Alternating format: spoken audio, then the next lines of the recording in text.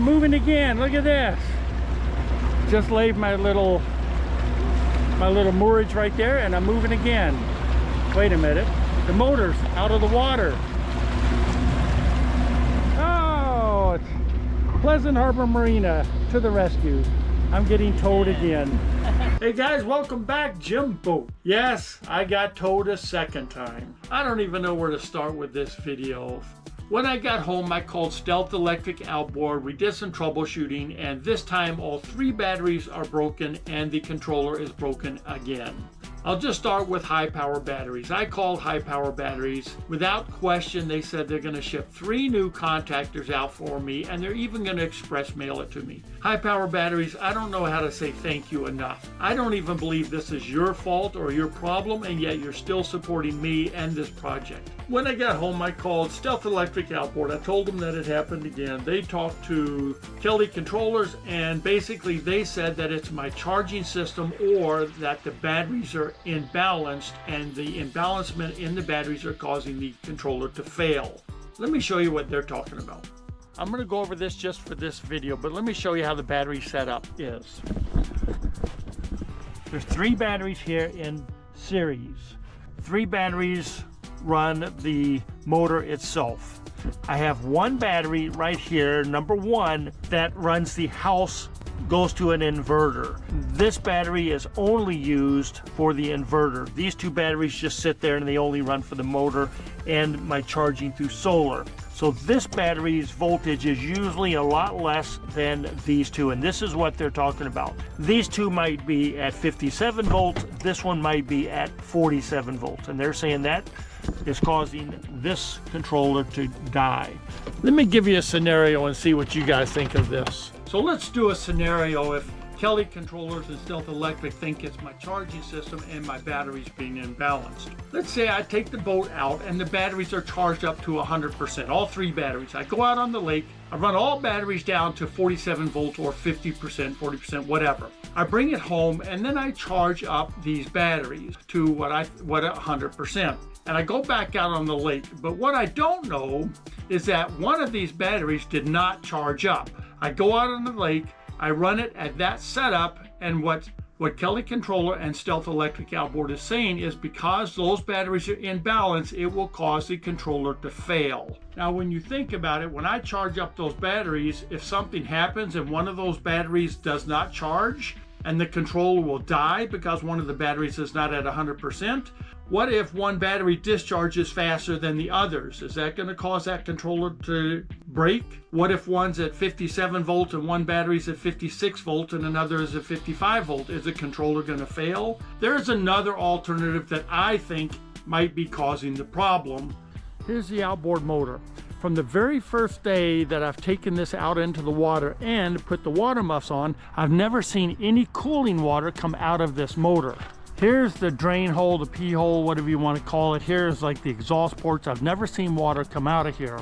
Now, I've owned outboard motors before. I've owned inboard outboard motors, and there's always been some kind of a cooling flow of water so that you could see that the motor is being cooled. I've never seen it on this motor. It does have a cooling system here.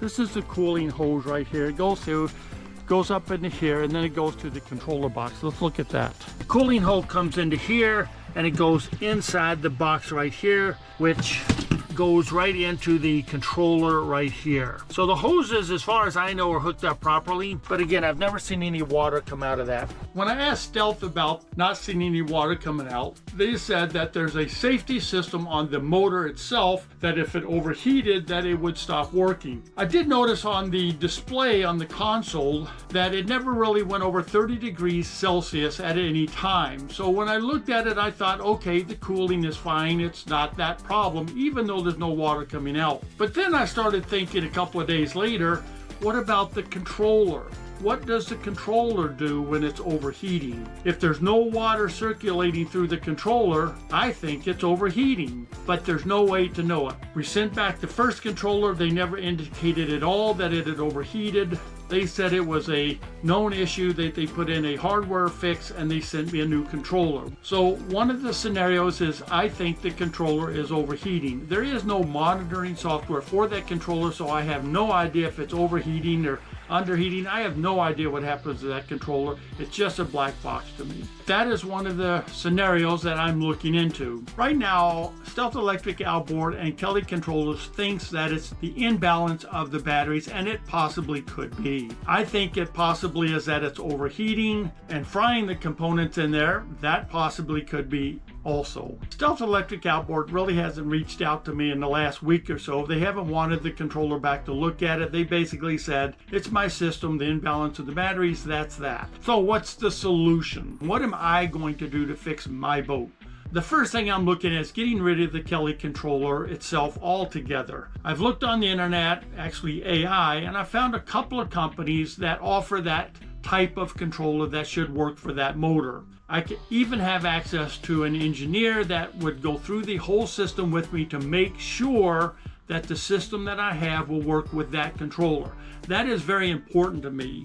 The next thing I'm going to do is I'm going to create a self-contained cooling system. Now, just in case that controller overheated because there's no water circulation, and I don't know why there's no water circulation, everything looks fine, I'm going to put a reservoir, a pump, and a radiator inside of that battery box, and I'm going to make sure that water is circulating through the motor and the controller, and I'm going to make sure that it's visually accessible so I can open that box, look and see water moving through in the controller and the motor.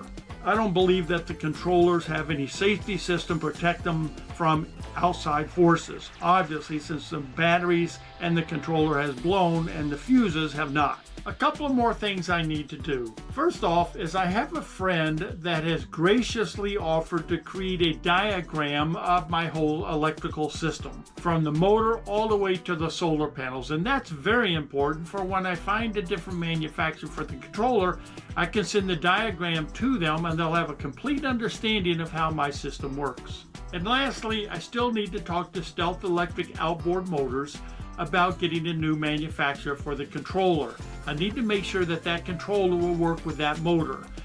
One company said that they could program their controller before they even ship it to me to work with that motor. If you're new to the channel, welcome aboard.